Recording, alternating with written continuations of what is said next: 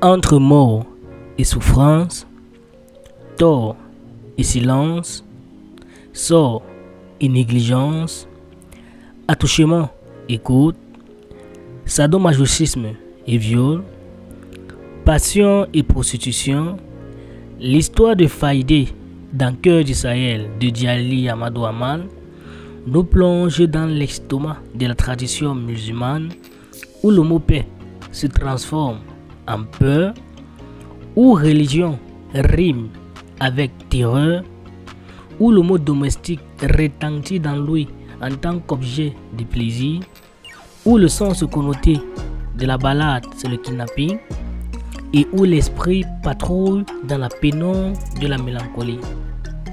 Finalité, ou alors fatalité pathétique pour ceux situés en bas de la chaîne alimentaire qui n'ont ni droit de parole et par conséquent ni droit à l'amour. Puis encore, lorsque cet amour se dirige vers un ou une non cadeau, vu que ces riches considèrent les pauvres comme des êtres physiques dont le foisonnement neuronal est en panne. Un premier regard nous conduit vers la première de couverture, dont la taille et la forme du titre font applaudir notre rétine, retenant ainsi notre attention.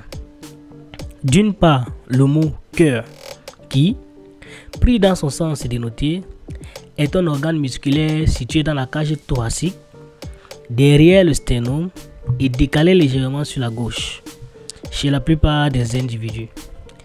Le Sahel, pour sa part, est une zone géographique qui traverse l'Afrique et de nombreux pays. La préposition servirait de liaison aux deux mots suscités. Ainsi, les trois mises en relation, enjolivées du blanc et des pétales de même couleur, Cœur du Sahel serait certainement un livre qui nous présenterait la vie d'une jeune fille innocente qui se retrouve obligée à un moment donné de se laisser déflorer, voire même déviginer par les difficultés de la vie. Ce que traduit aussi l'image présentée. Un visage affaissé et entièrement voilé, mais ensoleillé, comme pour traduire l'espoir. Par ailleurs, on peut voir un énorme rapprochement entre le titre de l'ouvrage et le nom de l'auteur, ce qui pourrait traduire la position on ne peut plus extrémiste de l'autrice, autrice qui ne soutiendrait certainement pas les actions à caractère herbivore, attestant ainsi les traces de son acquiescement au féminisme. Enfin, le fond violet représentant la sagesse, la candeur et la magenta connotant la gaieté, la féminité, l'association de tous ces éléments nous présenterait un vécu quotidien boursouflé de coups et blessures, d'un soupçon d'amour pour désinfecter la blessure, mais surtout d'une pincée de frousse afin de mieux maintenir les raflures. Tout au long du roman, on touche du bout des doigts la culture musulmane, que ce soit par le chant lexical du Ramadan, faire à manger à 3 h du matin, un bœuf et mouton, le deuxième repas, casser le jeûne, préparer les beignets waina, page 87, les titres honorifiques tels que la Dada Sare, page 40, Aladji, page 41, des insultes telles que Kadomere, Kefero, Bilkidio, page 48, ou les pratiques immondes de la religion, comme les obsédés sexuels, les images horribles de corps mutilés, déchiquetés ou carbonisés, page 98, tout nous est dévoilé. Narratrice hétérodiégétique. Je rappelle d'abord qu'une narratrice hétérodiégétique, c'est une personne qui est extérieure à son roman. Voilà. Donc, narratrice hétérodiégétique, Djali est consciente que l'appréciation d'un roman ne découle pas juste de l'histoire racontée, mais aussi et surtout des éléments extrinsèques au récit. Raison pour laquelle sa plume est teintée d'une kyrielle de procédés stylistiques, facilitant ainsi le rétro-éclairage des 41 personnages présents. D'une part, nous avons l'intergénérosité. L'intergénérosité ici étant la présence de plusieurs genres littéraires dans un autre genre littéraire. Et le genre littéraire de Djali étant ici le roman. Donc, l'intergénérosité, elle se prouve par le genre oral traduit par le proverbe malien. Le chemin le plus court pour aller d'un point à un autre n'est pas la ligne droite, mais le rêve. Page 125. Aussi, par le genre théâtral traduit par le dialogue entre Condé et le vieillard, dit-il, page 25. La kinésie, elle recule, page 83, et la scène entre Faïdé et Condé.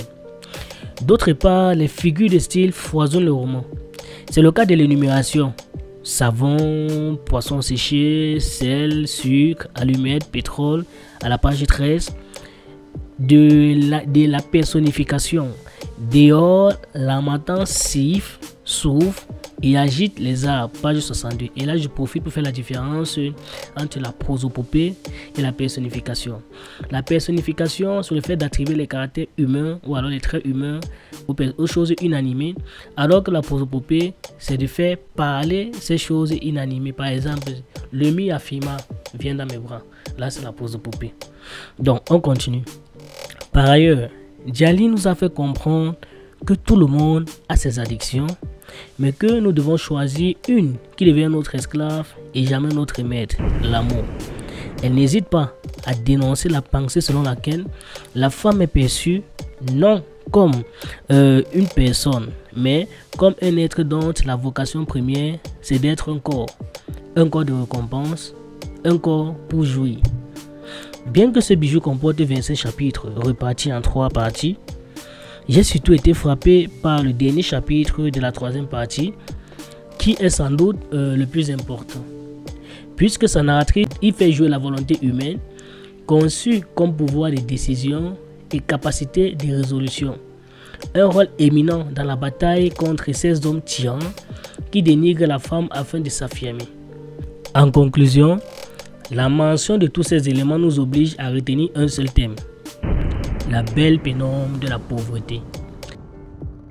Ainsi, Cœur du Sahel est une œuvre qui sonne comme une piqûre. Piqûre de moustique pour faire bisuter morpher le comportement sadique et égocentrique de ces nantis non anthropiques. Piqûristique pour bisuter encourager le caractère prude, euphorique et sublime de ces femmes prudes qui ne demandent qu'à vivre. En outre, sous un maquillage de savon, le visage à découvert, enjolivé ou discrètement, l'autrice vit la prose et les vers afin de redorer le blason de la femme du Sahel. Enfin, par son bouquin, Djali nous a montré qu'il n'y a pas d'excuse à être un glandeur, que même s'il arrive ne puisse pas faire de grandes choses, on doit faire des petites choses avec grandeur, sans peur, sans crainte, juste en laissant couler non sa plume mais son cœur. Ainsi le résultat ne sera jamais malheur. Alors, que dire de plus si ce n'est que Djali, c'est la meilleure, qui le prouve de par ses multiples prix, créant par là même une lueur, d'espoir sans désespoir, de moi mais jamais sans toi, afin de véhiculer par un conteneur de mots un message qui éveille et réveille. Djali, vous savez, tant mieux si les meilleurs vous traitent de marginal, c'est bien d'être la meilleure, mais c'est meilleur d'être la plus originale. Et parmi les meilleurs, pour moi, tu es la plus originale. Bravo. C'est donc une belle idée de Dylan Sadeo, qui est prix d'ailleurs international note de lecture 2023. Il est également finaliste au concours d'écriture sur les éléments fondamentaux, concours international organisé par Moonlight Project en France en 2023. On a, en outre, il est l'un des pères fondateurs de l'immigration internationale, Le Repère, une entreprise qui facilite les voyages internationaux à 25 ans.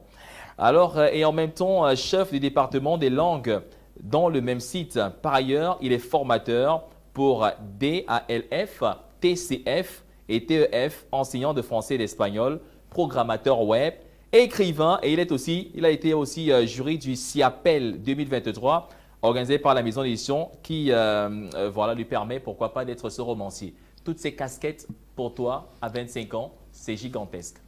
Ouais, on peut le dire ainsi.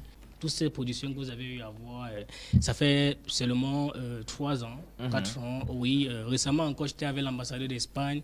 puisque j'ai eu à publier un article au deuxième congrès des hispanistes, au deuxième congrès international des hispanistes qui avait eu lieu ici à Yaoundé. Ouais. Et l'Institut Cervantes vient récemment de le publier aussi. Ah, Voilà. ça c'est super. Très bonne nouvelle pour un jeune écrivain camerounais. Ouais, Toi, tu ne languis pas comme les autres, au contraire, tu as l'opportunité de pouvoir te vendre et c'est super. Du Sahel. Je rappelle qu'avant de faire cette note de lecture, j'ai eu à contacter Djali personnellement. Elle a eu à répondre par l'affirmative. Et quand j'ai fini la note de lecture, directement, la presse écrite intitulée Les Cris du Septentrion a eu à publier cette note de lecture. Voilà. Et j'étais encore même chez elle, j'étais chez Djali. Vous pouvez le remarquer, j'ai même visité sa bibliothèque, comme la vidéo aussi présente. Voilà, donc on va donc faire, ce sera un nouveau format où on fera les notes de lecture. Mais pour cette vidéo, je n'ai pas prévenu Djali que ce serait un peu comme une surprise. Donc j'ai préféré que ce soit une surprise pour que beaucoup essaient de voir un peu la note de lecture en question. Voilà. Donc pour la note de lecture, ça a deux parties. La première partie, c'est la fiche technique du livre. Et dans la fiche technique de l'œuvre, il est important de mentionner la date de publication du livre qui est 2022. La maison d'édition qui a eu à publier, c'est Emmanuel Colas. Et enfin, le genre du roman. Et il s'agit ici du roman social. Voilà. La deuxième partie du livre consiste à mentionner l'introduction, commenter ou alors analyser la première de couverture, analyser l'intérieur du livre en question, c'est-à-dire les procédés stylistiques utilisés, faire une conclusion et parler de l'auteur.